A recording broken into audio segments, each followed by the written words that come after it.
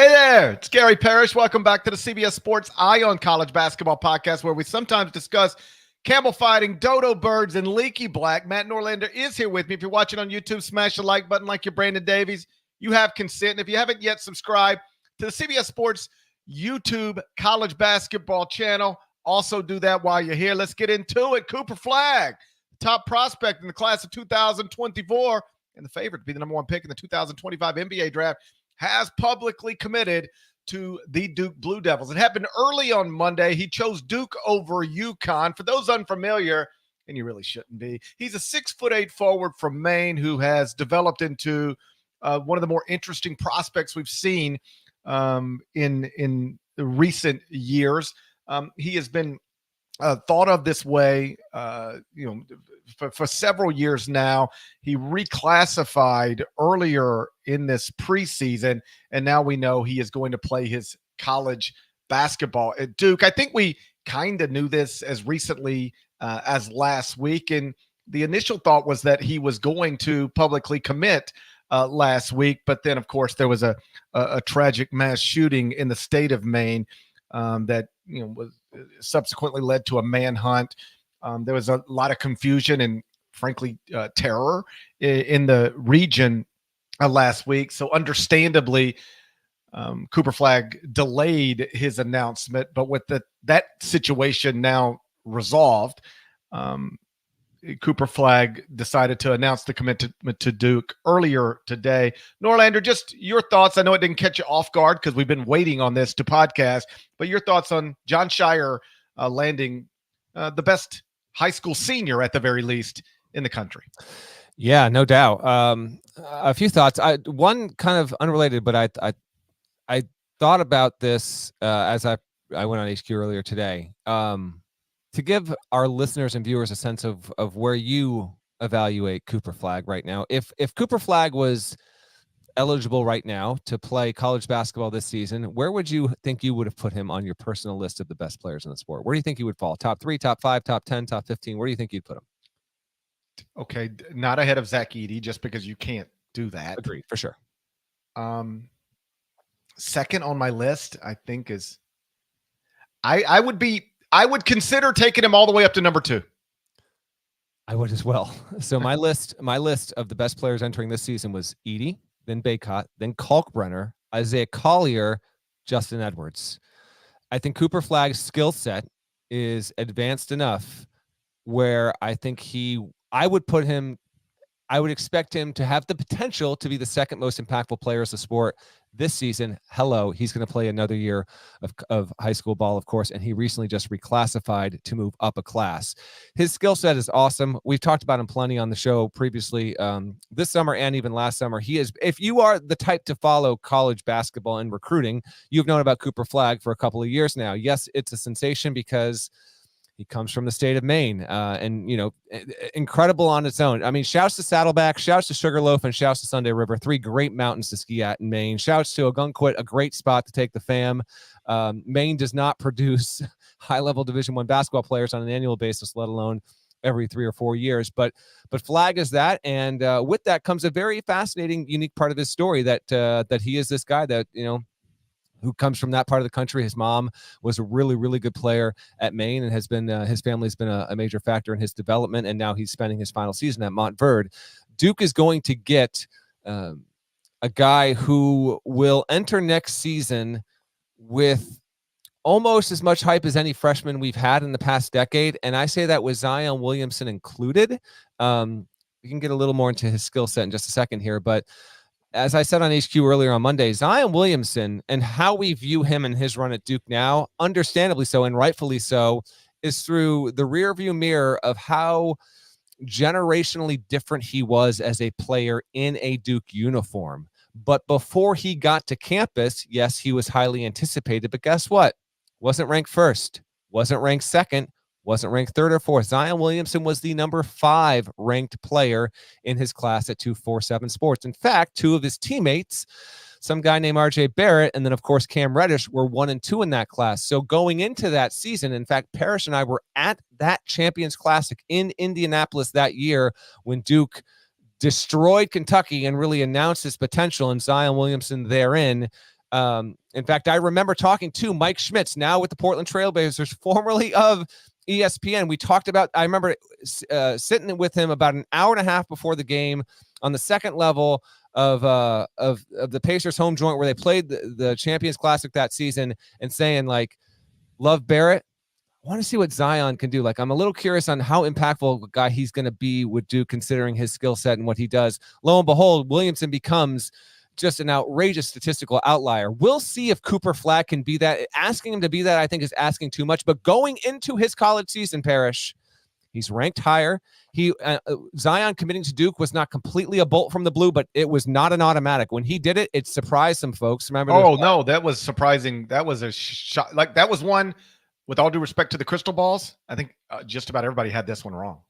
I think so as well. And I remember when it happened, because I actually mentioned skiing just a couple minutes ago. I happened to be skiing in Vermont with some buddies. So that was the one weekend during the season that I took off when he committed. And I remember getting texts about it, that he was going to Duke, and looking at my phone being like, really? It's going to be Duke? So anyway, I bring that up to say this. Going into college, the Cooper Flagg Duke connection, anticipation, hype around him, I actually think it will be greater than what Zion was before day one playing game one.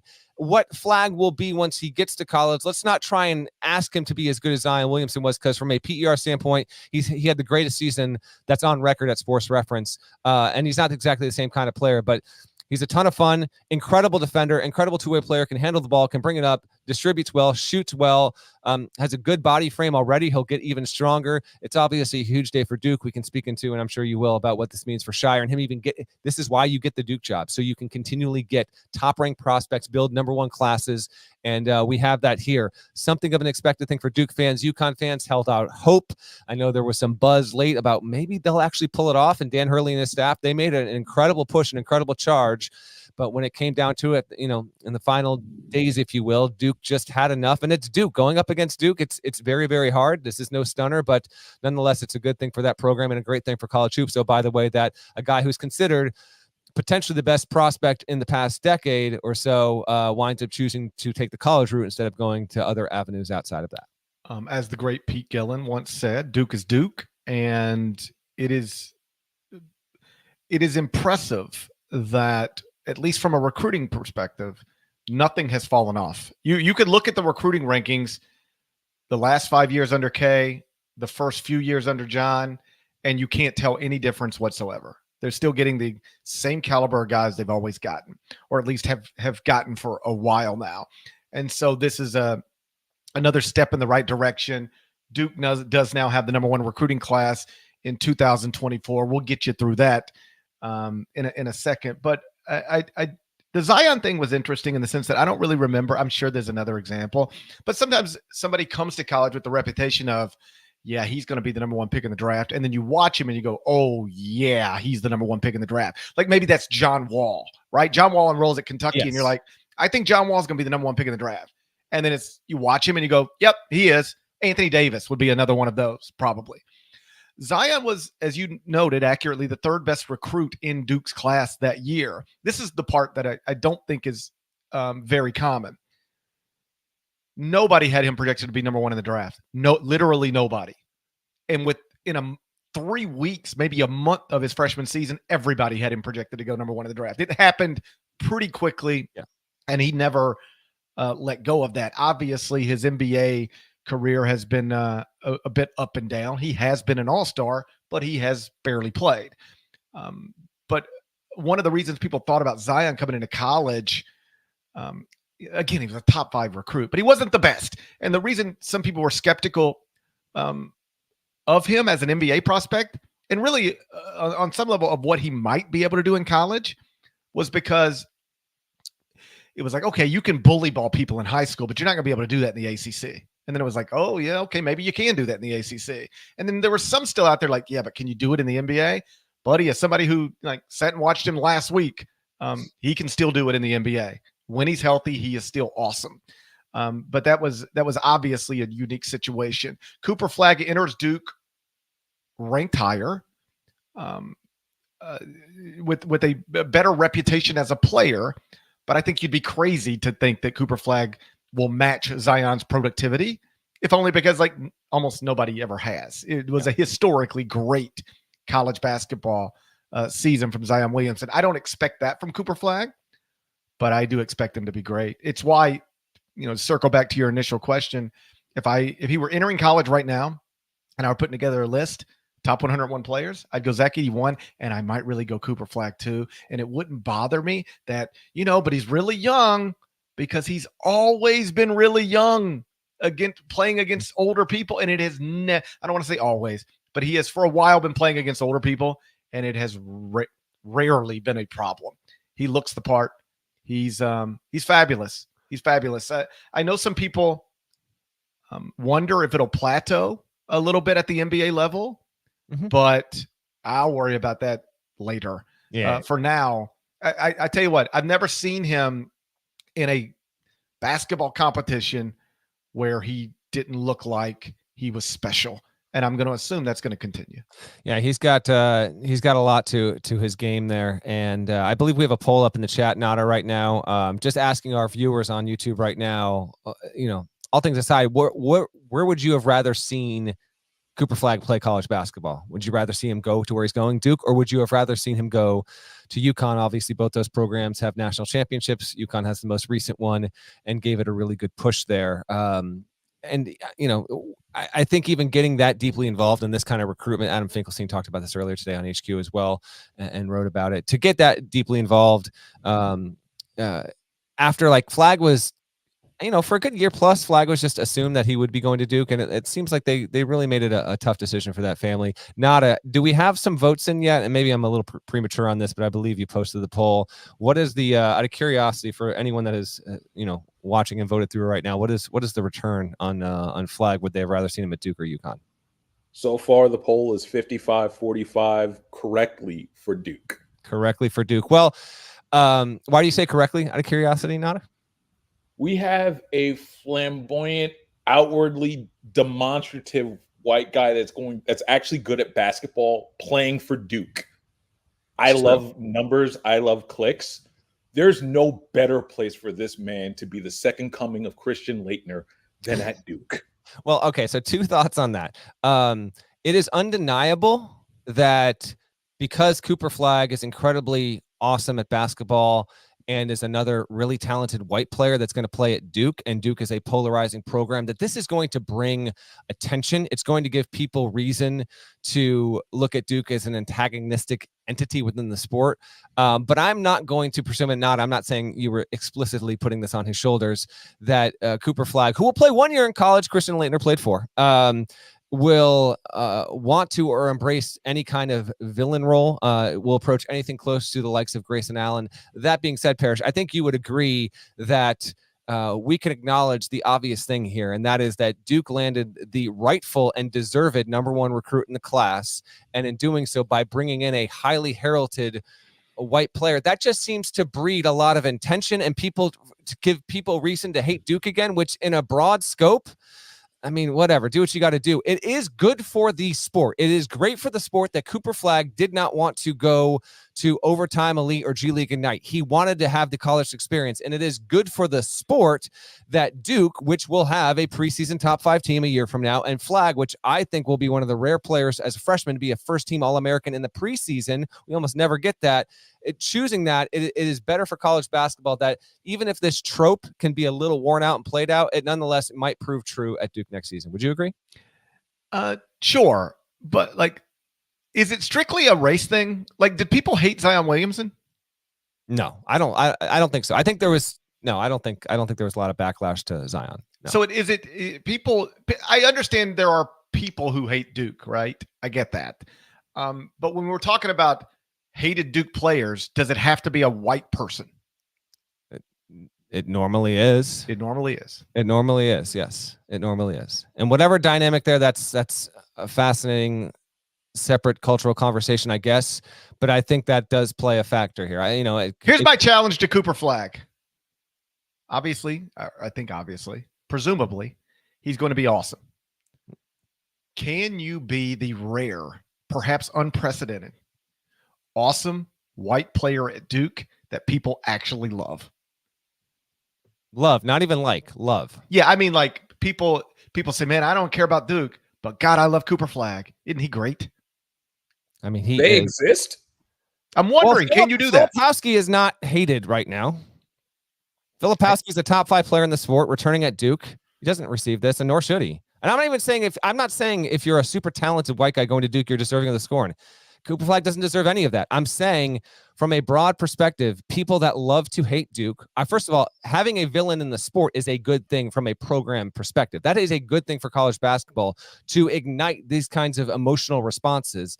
But Cooper Flagg, from all we've seen of him to this point, upstanding young man, the pride of Maine, and has done nothing but the right thing so far in his life. So he's not deserving of this. I'm just saying some of it seems unavoidable. And to your wonderment, or posing a question or potentially even a challenge, I wonder if he can get there. He's good enough to make it possible because the way he plays basketball, it not just is effective and great, it looks fun. Like, he is a very fun player to watch. How much they actually allow him to bring the ball up the floor, we'll wait and see on all of that. But he's got a great eye, can distribute well. Again, tremendous shot blocking instincts from all over the floor. On ball, weak side defender. It's terrific. And as long as he continues to build himself out there, it's hard to see how he will not be a player of immense value and impact right away. So people are asking in the chat, was JJ Redick hated? I think he wasn't he? That's not even a question. Right. I think it's Redick, Leitner, and Grayson for the most hated of all. And the reasons differ if you really want to bury into them. But yes, and you can go back before that. I mean, it's not the same level, but Josh McRoberts, who, by the way, is one of 5 number 1 rated prospects in a given class that have committed to Duke. It was McRoberts, and this is obviously the modern era, so we're only going back like 20 or so years. McRoberts, Okafor, Barrett, Marvin Bagley III, and now Cooper Flagg. Those are your 5 top-ranked prospects that have committed to Duke in the past 2 or so decades. All right, Cooper Flagg, that's my challenge to you. Be a awesome, but also beloved white star at Duke. And I wouldn't say it's only been... Can you pull that off? Yeah, I wouldn't say it's only been white players at Duke that have been hated. Jay Williams, when he was Jason Williams, he had a streak in him that I think caused him to be something of a little bit of a villain. Do you remember that, GP? I do not remember Jason Williams, but I don't remember anything. That's also... No, that's kind of true there. But yeah, it's an interesting... It's an interesting dynamic, and we don't see it with all players, and nor should we. But somebody in the chat, Greg Paulus had to deal with it. Greg Paulus, yeah, but Greg Paulus almost like he was. And you talk about a guy who, like, Greg Paulus now coach at Niagara. By the way, like, people, this is the thing. Greg Paulus, nicest guy in the world. Such a sweet, like the sweetest man in the world. In fact, I use the phrase "such a sweet man." He would appreciate us using the phrase "sweet man." Like he got. Who was the player? Who was the Carolina player that really got him with the dunk? Oh, I'm blanking on it. But like that almost absolved him of all his wrongdoing forever. Forget it. Someone in the chat help me. Gerald Henderson? No. Who was the Carolina player that dunked? What's up? I think it was Danny Green. I think it was Danny Green. That's a great call, Nada. The Danny Green dunk all over Paulus, which is immortalized in a photo forever. And the chat's really picking us up there. Yeah, it's Danny Green. That almost absolves him of that. But yeah, no, it's a huge thing for Duke and for Shire, who continues to be able to recruit. And there's been a couple of mentions in the chat, and I get this thought, Parrish. Well, Shire's been able to continue to do this, but don't forget who's still occupying that office. Not so far away from Cameron, referring to Kay, of course. Shire was the lead recruiter on a lot of the top prospects while Kay is the coach, and that was by far the most influential factor for Duke getting the prospects it got. A major reason why Shire got this job was he had established himself as a veritable recruiter for just about any top tier prospect, and that has not dropped off whatsoever. You want to know why Shire got the job, and I will qualify this, because he's there, preseason top 5. You got to go out and do this season. Like, you've got to go out and be the best team in the ACC. You've got to go out and prove that you validate that ranking. So we'll see if they can prove it on the court. But off the court, it has gone up It hasn't been static and steady or dipped. It has gone up from a recruiting standpoint, and that is one of the major reasons why Shire, at a relatively young age, got this job over plenty of others who have died to get that opportunity. No, like I said, from the recruiting perspective, nothing has changed at Duke. You could argue it's gotten better. But yes, they have to do it on the court. Last season they finished well. I mean, I guess the very end wasn't great, but they won. They as the calendar flipped to mid-February, early March, that finally got healthy. Lively got a little more comfortable. They got good. Duke got good. Duke did not have a great season, but Duke got good as the season progressed. And now you got a team. I mean, if you're John Shire, you've got a team good enough right now to win the national championship, and then whatever happens this season, you got Cooper Flagg on the way. He has set himself up for success. And I guess to address what you referenced in the chat, it is obviously true that whoever the Duke coach would be right now, that person would be benefiting from the legacy of Mike Krzyzewski. Josh Pastner at Memphis used to talk about this all the time. Like he early was recruiting at an extremely high level, in part because he was still recruiting to Memphis, and people were connecting that to Derrick Rose and Chris Douglas Roberts and a national championship game and I can't remember the player, but Josh told me one time that he had an in with a recruit who's the main reason this person was interested in Memphis was because Chris Douglas Roberts was his favorite college basketball player. And he was like, I don't even know if the guy knows that I didn't coach Chris Douglas Roberts, but that's like that. I'm still living off of that a little bit. John is living off of that at Duke, but any coach would be. I guess what I'm trying to say is this. Any coach at Duke would be able to recruit well, and that is because of what Mike did over decades. But I don't think Mike Krzyzewski is recruiting this basketball team, or that the players are going there because of Mike Krzyzewski. They're going to Duke because it's Duke and because of, let's just say it, name, image, and likeness. That's why Duke is.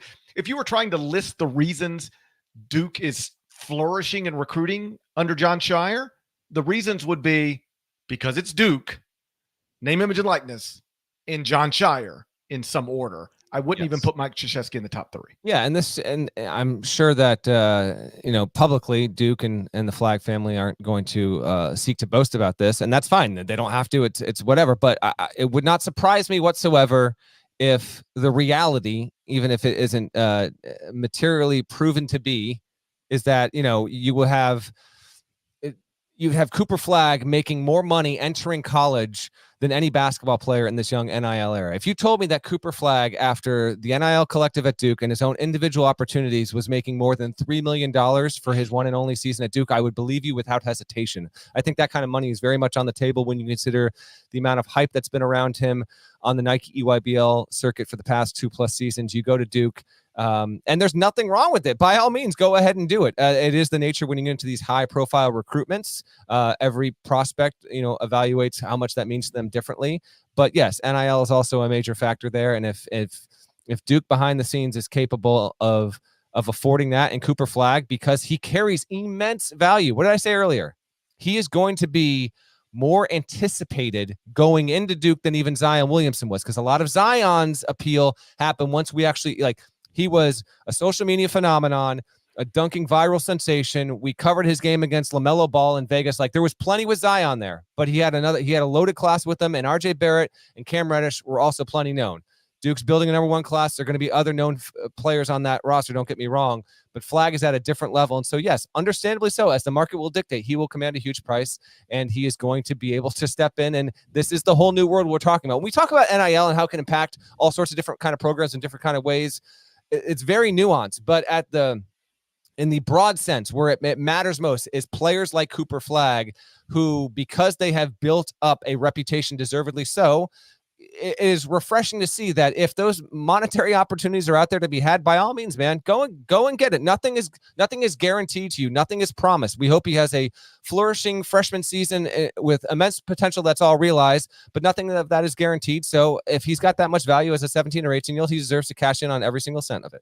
So it's now official. Duke has the number one recruiting class in America, according to 24/7 Sports. We'll run you through that class next. But first, a word from our partners. Wake up to football highlights and news from around the world with the one and only Morning Footy team. Rise and shine, football fans. Welcome to Morning Footy. Start your all-day football craze with Morning Footy, part of the all-new Golazo Network. So it's now official. Duke has the number one recruiting class in 2024. It is currently a 4-player class headlined by Cooper Flagg, the number one player in the class. They've also got a commitment from Isaiah Evans. He's a 6'6" wing, ranked 11th in the class of 2024. Got a commitment from Con Knipple, a 6'5" wing, ranked 16th in the class of 2024.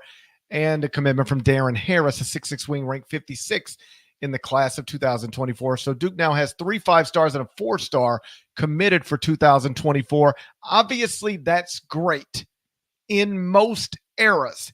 Is it great in this era, Norlander? Do you really want 4 high school players in this era of college basketball?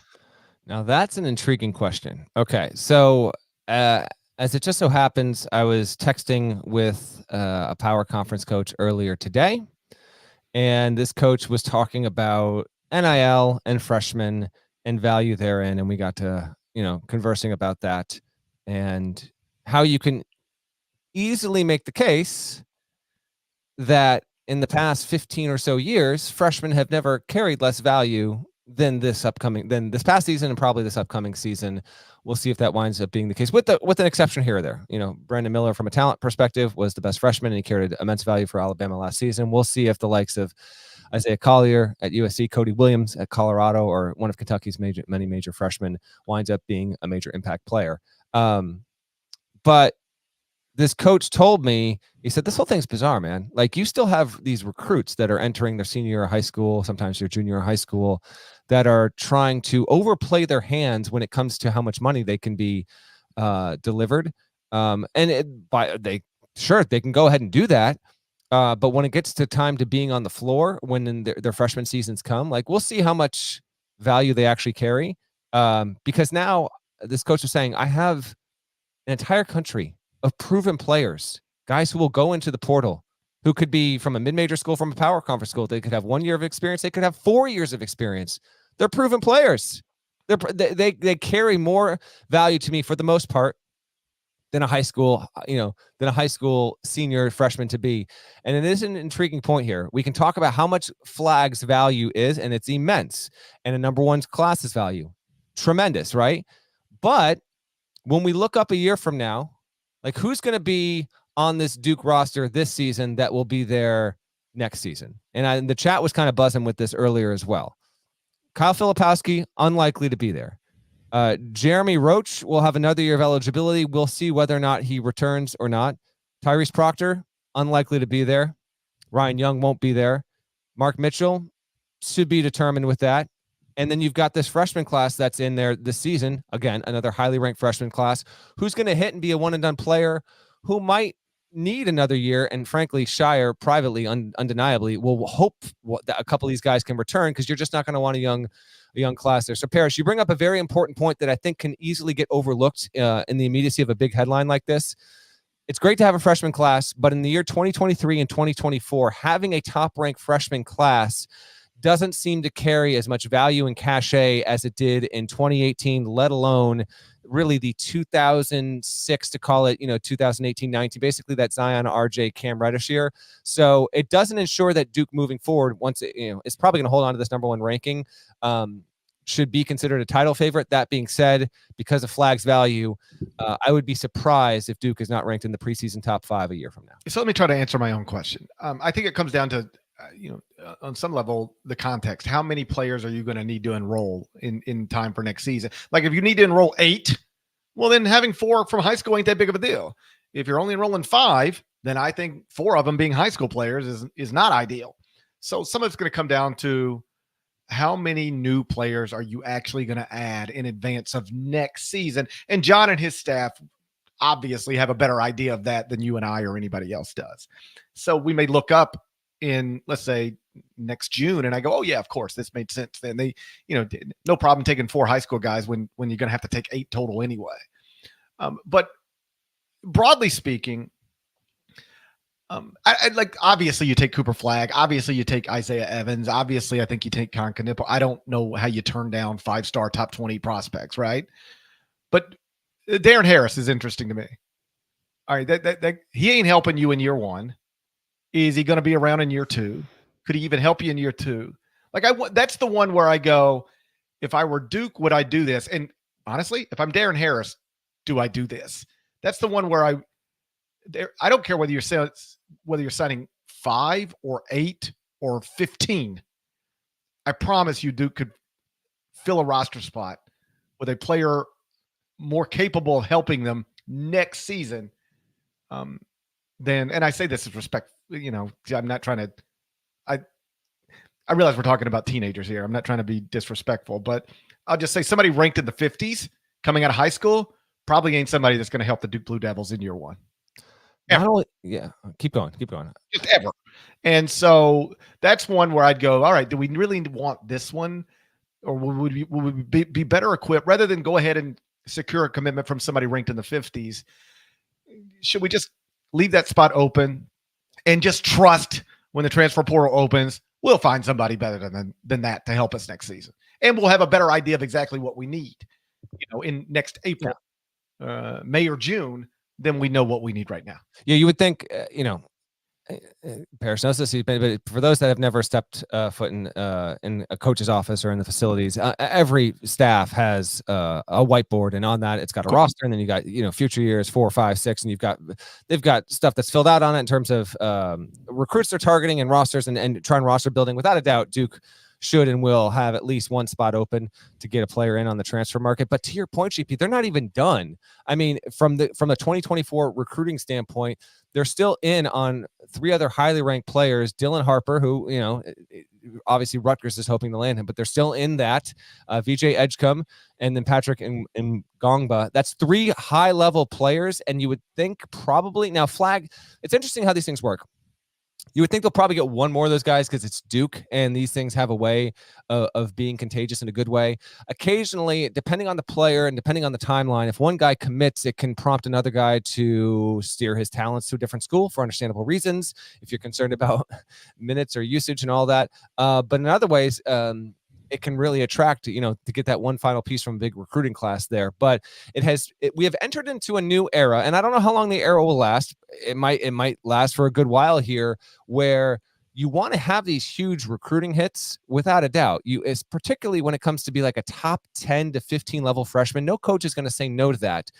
But with where the game is right now, and because we have the bonus COVID year, just telling you, and you see it in the statistics, and Parrish and I can both give you accounts from, a couple dozen coaches minimally.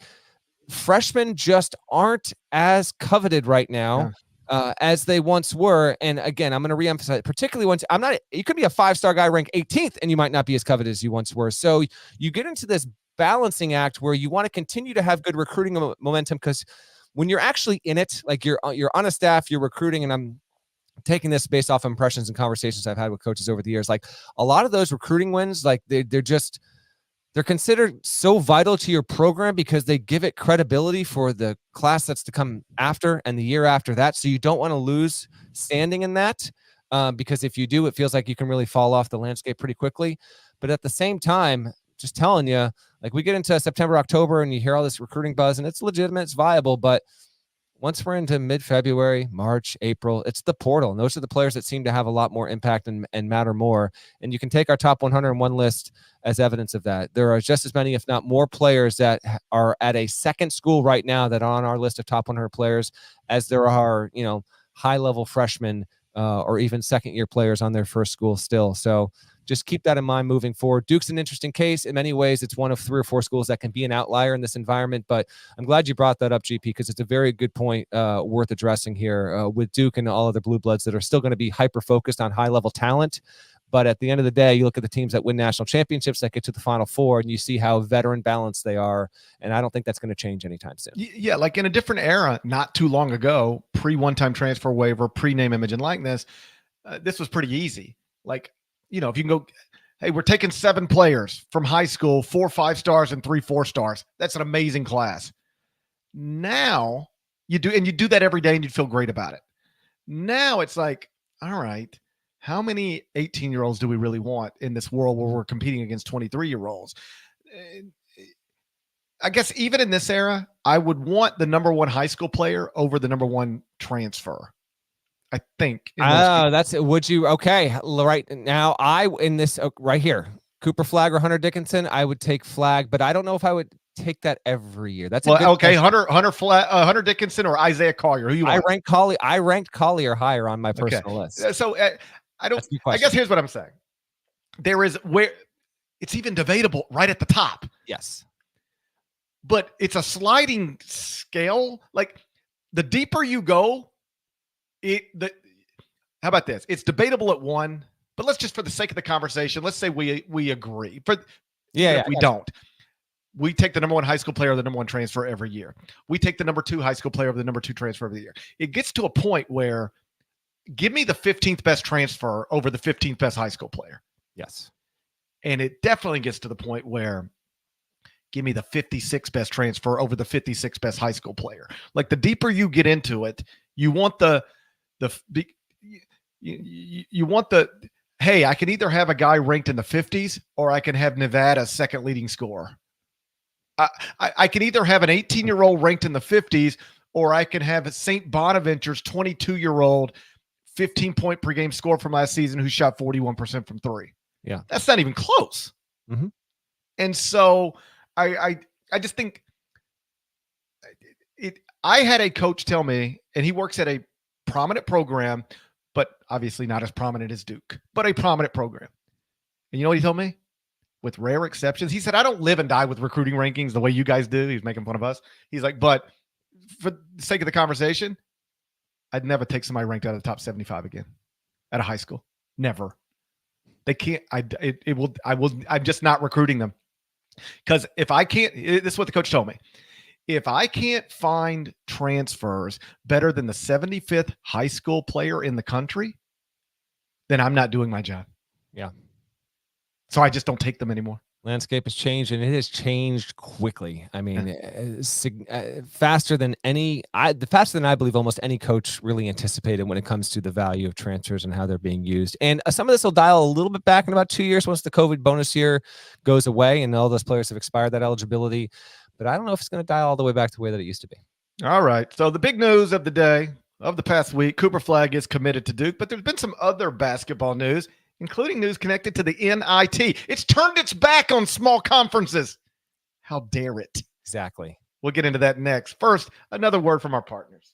We need the sports news anywhere. We've got breaking news to bring you. Then get your sports anytime you want them. Big trade news overnight to discuss. Because we know you need sports all the time. A lot of movement in the rankings this week. A legend adds to their legacy. We're bringing you that breaking news right here on HQ. CBS Sports HQ, anywhere, anytime, all the time. The NIT has turned its back on small conferences. Regular season conference champions that do not make the NCAA tournament will no longer receive an automatic bid to the NIT under the new selection criteria that was recently announced. Deadleg, your thoughts? All right. Let's dig in just a little bit here. And I'm not going to put on and present that the NIT is even nearly as important as the NCAA tournament, because it's not. But that being said, the overwhelming majority of Division I basketball is comprised of mid and low major programs. And to make the NIT at that level still means something. It still means a lot there. And the NCAA on Friday, it news dumped this in a way that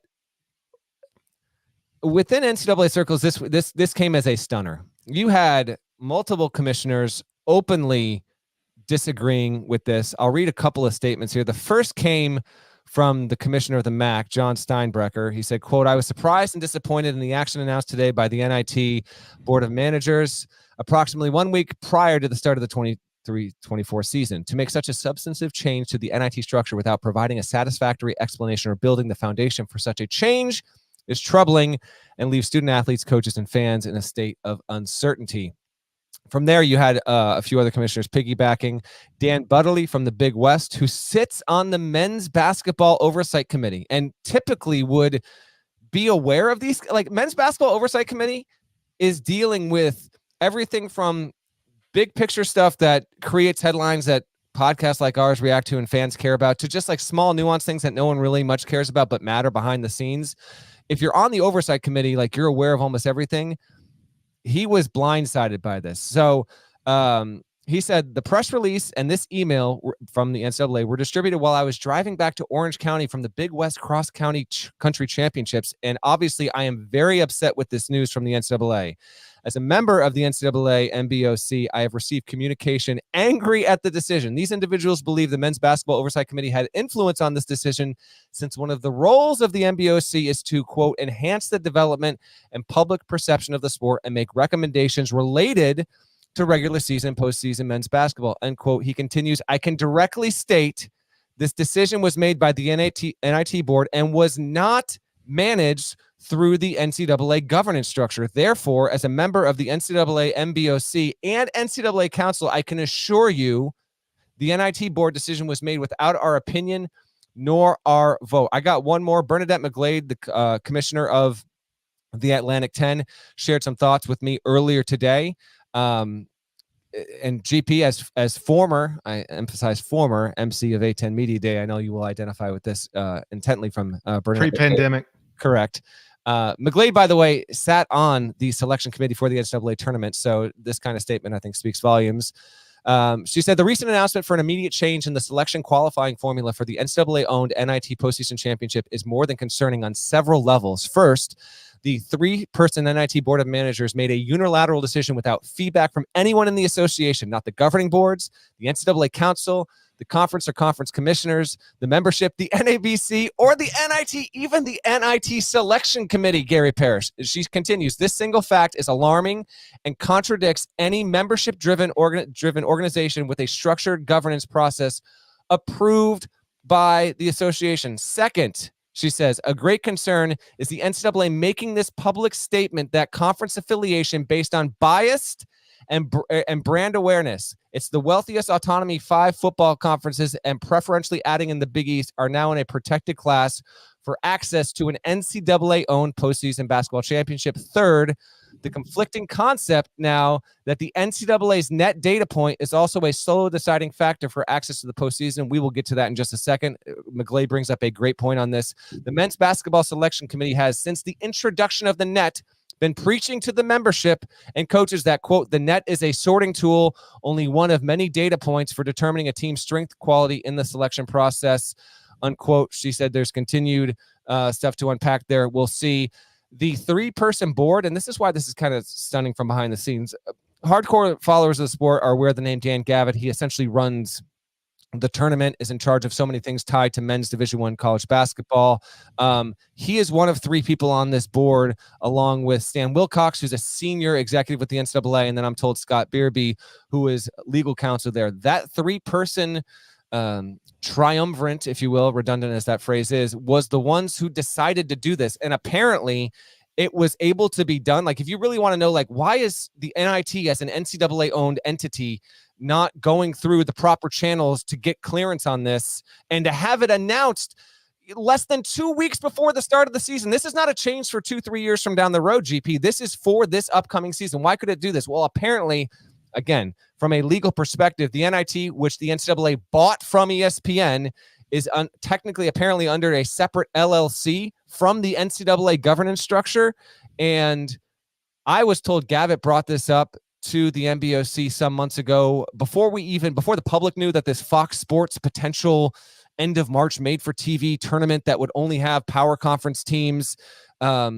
He brought up, like, there might need to be some changes that are made, but no one saw this coming. And there's a ton of blowback behind the scenes, which there should be. I mean, I'll shut up and let you react to this, but the idea that we are now going to have the net decide which teams are in from power conferences based on their rankings, and to eliminate regular season champions from mid-major leagues that don't obviously get the auto bid. So they win their regular season, but they lose in their conference tournament. Now they're not guaranteed access to the NIT. When those schools value this more than the power conferences ever do.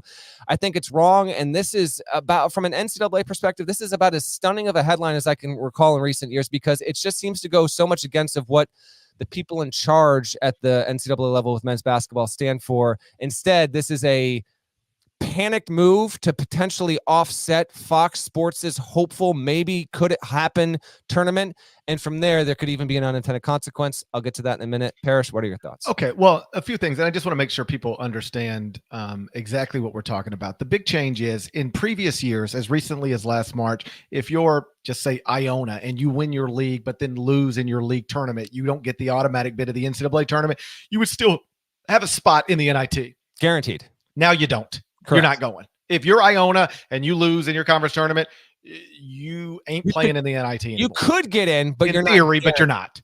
You're not guaranteed. Yes. Yeah, you're not guaranteed. Okay. And you're probably not getting there, but whatever.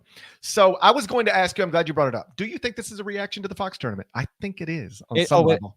It absolutely is. And again, I don't want to hog the mic here. It absolutely is. I think it might be a bit of a misfire on this, because I'll add a little more intel, because this is what I'm about to say is based on a conversation with a few coaches and a few athletic directors over the past 3 or so weeks. Those people have told me that they are not all in on this Fox idea, because, and we mentioned this briefly on a show some weeks back, this Fox tournament that would be held in Vegas and is trying to get all the power conferences to go in on it, and would mandate that you would have to play in this if the leagues actually signed up for it. I was told there's pushback within a lot of these leagues because the coaches don't want a 2.5 week break between this. They know they're going to lose players in the portal. Some guys are going to lose their jobs. The athletic directors aren't for it whatsoever. So the idea that the NCAA is doing this as a reaction to what Fox might do, that is true. And Fox might have enough momentum to make this happen, but I have been getting signals of resistance on that to begin with. So this might be based on something of a faulty premise. Okay. Just a few things here on the Fox thing. I do believe it's going to happen. Not this season, but I believe starting in the next. I don't know that anything would be mandated, but certainly the expectation would be, if I was told, 2 different athletic directors told me that the plan here is that if you do this, you are mandated to go if you qualify for the tournament. And when AD was like, I'm not doing it. He told me he went to other people in his conference and said, I will not do this. I will not force my coaches and players to do this if we're mandated to play in the Fox tournament. So okay. We'll see if the terms of that change behind the scenes. So there's just some interesting stuff here. The Fox idea, I do think, I don't think this NIT thing comes out of nowhere. I think it is a reaction to the Fox deal. And I had never really thought about this before, but I thought it was interesting when it was presented to me. And let's see if we can, I'm going to walk you down this path. Let's see if you get to the same place. Okay. Biggest NIT memory past 15 years, whatever pops into your head. Oh my gosh. That's just whatever pops into your head. What's the biggest thing you remember about the NIT? I feel like South Carolina made a couple of title games in a few year span. That's what I got for you right now. Honestly, it's honestly that North Texas just won it. I'm aware of Grant McCaslin winning the most recent one. Okay. That's fair. I mean, I can't put things in your head. When I was asked that question, you know what popped into my head? Robert Morris over Kentucky. Oh, that's a good one. That's a good one. Yes. Yes. Like I can forget who wins any NIT. I know North Texas is your reigning NIT champion. I don't know who won it the year before that. I don't know who won it the year before that. I don't know who won it the year before that. Yeah. I don't know anything. That's been established. One of the way it was presented to me is, do you know what coaches hate? You've had a disappointing season. Yeah. All right. Now you're in the NIT. Oh, it couldn't get worse. Oh, yeah, it could, because now you're about to go to Robert Morris and lose a game. All right, it can get worse. They don't want to. Hey, we've already had a disappointing season. And I know not all power conference teams that are in the NIT have had a disappointing season, right? Like if Louisville ends up in the NIT this season, they will have had a better season than any of us expect. But largely, if you are from a power conference and you end up in the NIT, you've had a disappointing season. Oh my God, what a nightmare. And now we're in the NIT and We don't even get to go to New York anymore if we get to the semifinals and play in the Garden. And between now and then, we might have to go to Robert Morris or some such place. Why do we want to do that? When this Fox option is you go to one place. You already know where you're going. You're going to Las Vegas. All right? You're going to spend a week in Las Vegas, and you're playing nothing but other power conference teams. You're not at risk of losing to Robert Morris, North Texas, anybody else you throw in there, because you don't even have to play those games. The other thing, and I think this is, if the question is, why would the NCAA do this? Do you know what the NIT is? And it's, I mean, you know, yeah, of course, you know, invitation tournament. That's exactly right. I knew you would know that. Yep. It's a television property. And do you know what does better on television than North Texas UAB in your championship game? Villanova, Ohio State. You know? Sure, but I don't know what the margins are. But you were right. Yes. So if you are okay, so now the NCAA is trying to create, it's a television property.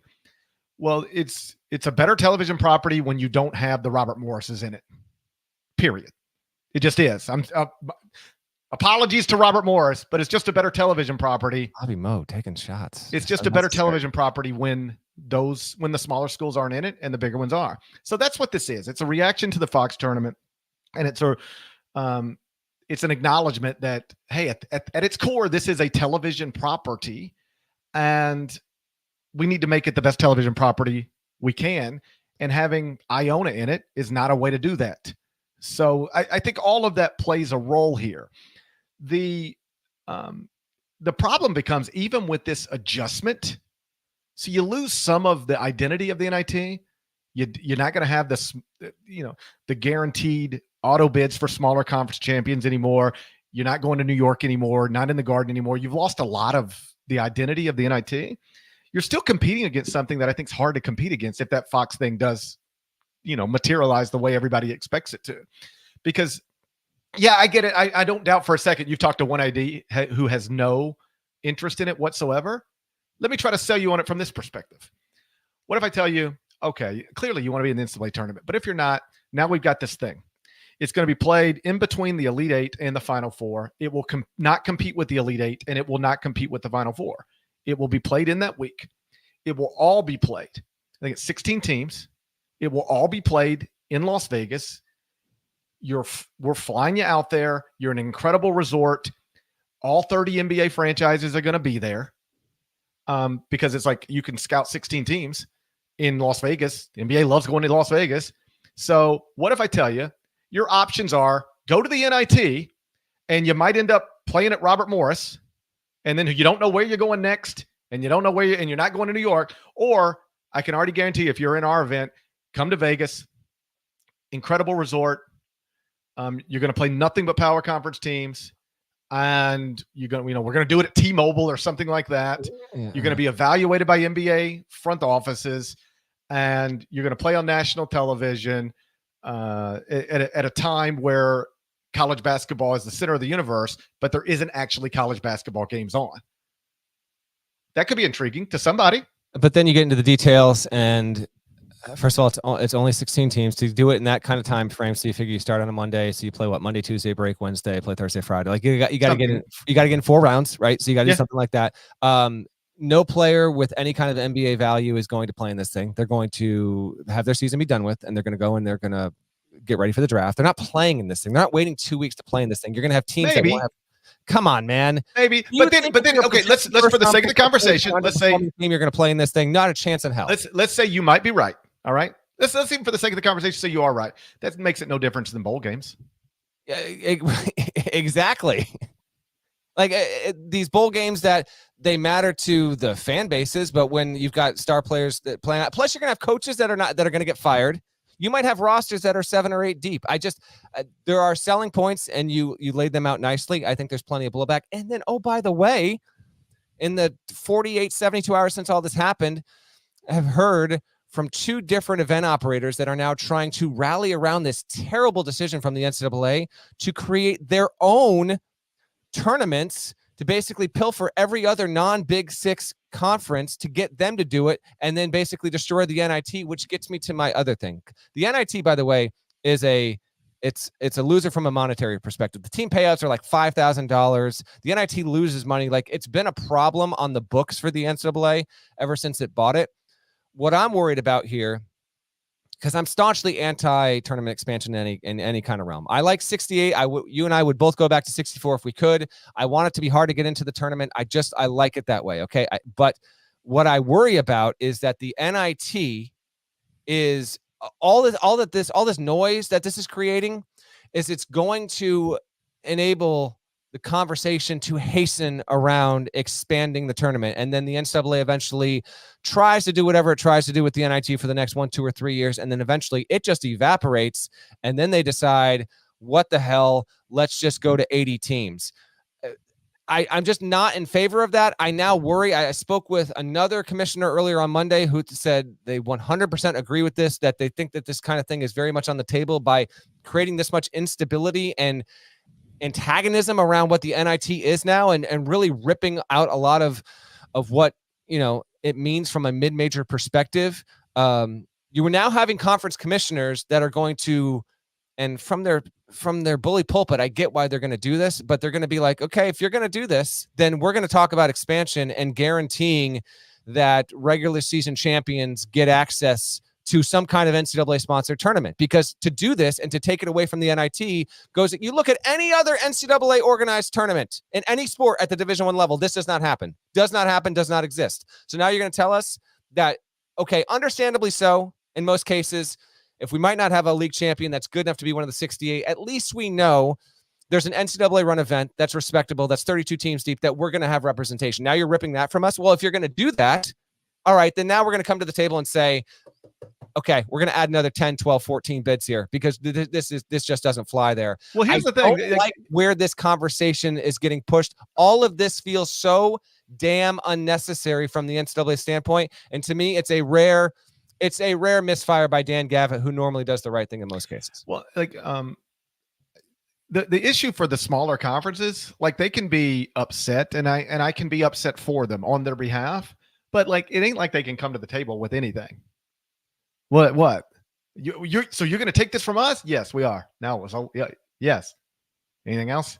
Got any more questions? Oh, it's a little more complicated than that, but I know what you're saying. Like, from a voting perspective, to make these changes and the representation from those leagues and those conferences, like, there's 32 of them. So I understand what you're saying, but it's not that it won't get there, but it would hit some resistance. Oh, one more point on this. Mm-hmm.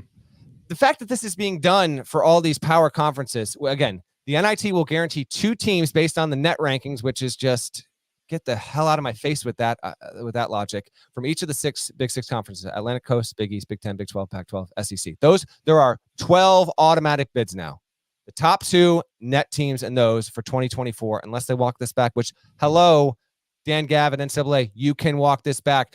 These power conference programs, they aren't even over the moon with the NIT to begin with. Right. So the idea that there's all of these changes are being done to accommodate, I mean, I won't give up the school, but I got told over the offseason that there was a power conference school that went to the NIT and played in it, but it lost money. Like, by playing in the NIT, it wound up losing money. If you're an athletic director, you're not exactly seeking that. So many aspects to this story just seem...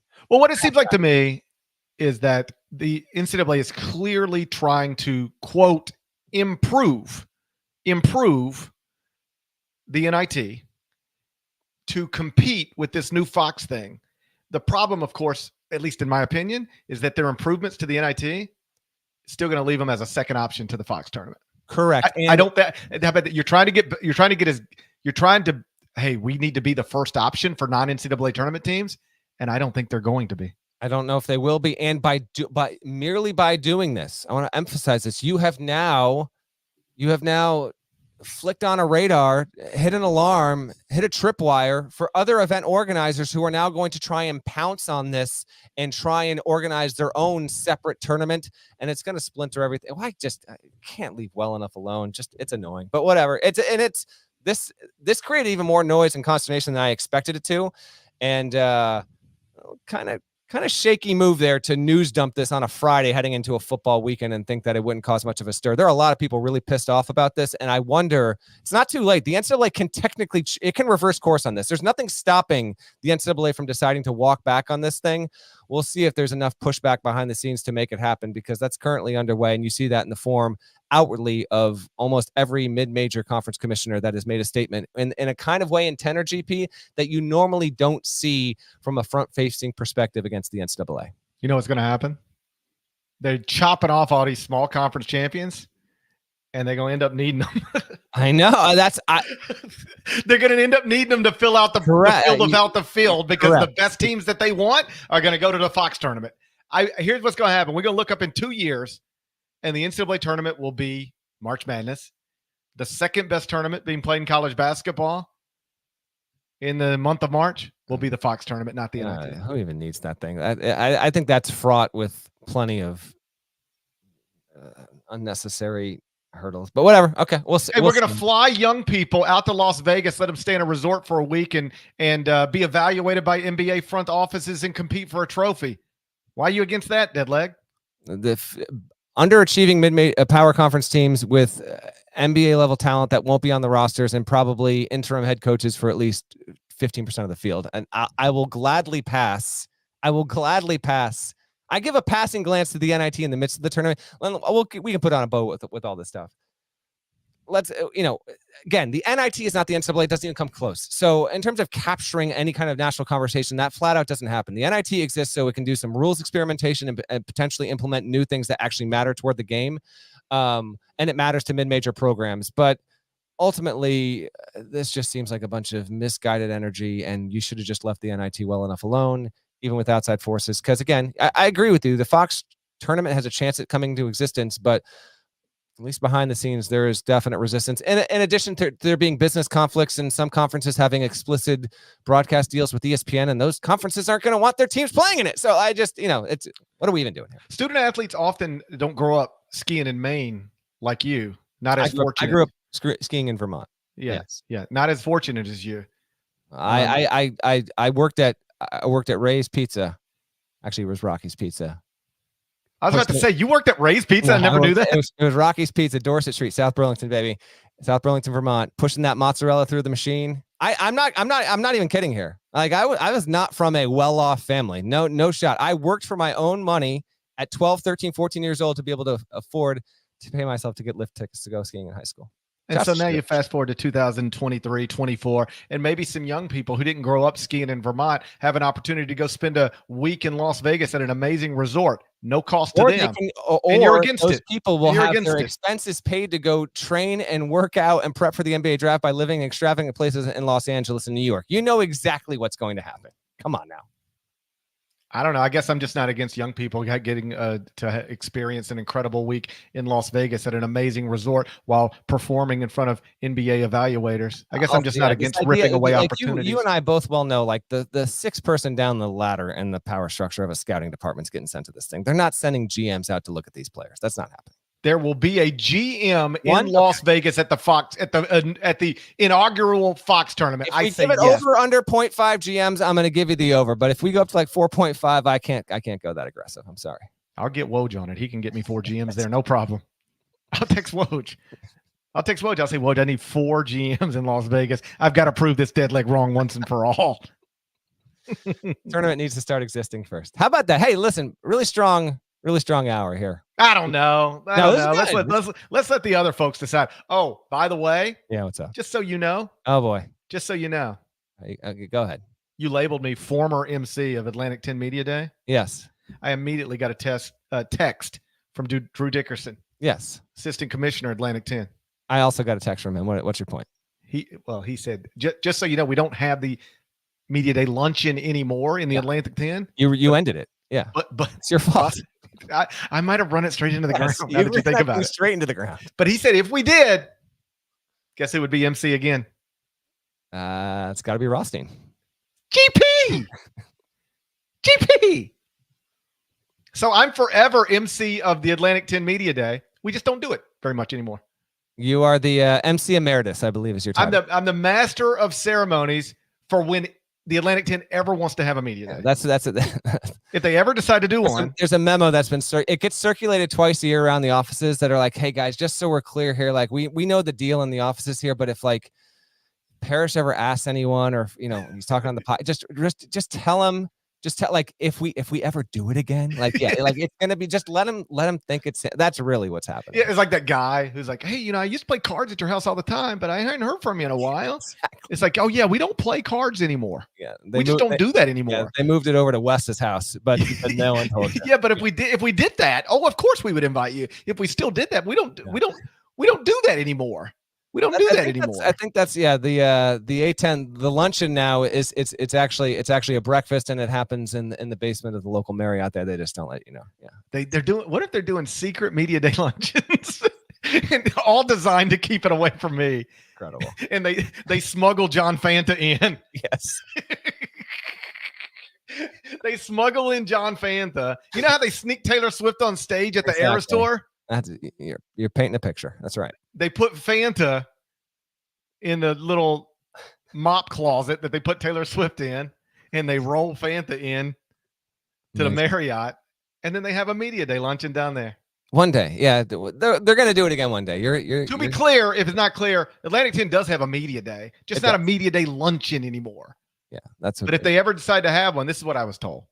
If they ever decide to have one again, I'm gonna be the master of ceremonies for that. That's what the memo's about. Yeah, can't wait, man. I'm looking forward to that.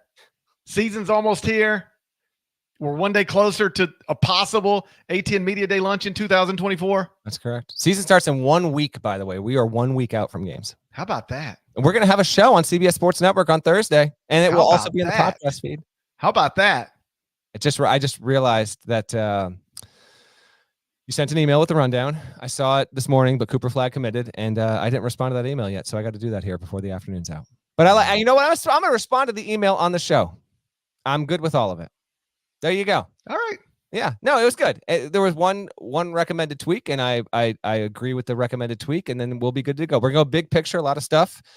Be sure to keep an eye out. CBS Sports Network, 10 a.m., I believe, 10 a.m. on Thursday will be our next podcast, barring any breaking news, like GP getting official word that he's no longer MC of A10 Media Day. If that does come in official form in the next 48 hours, we will have an emergency podcast for you.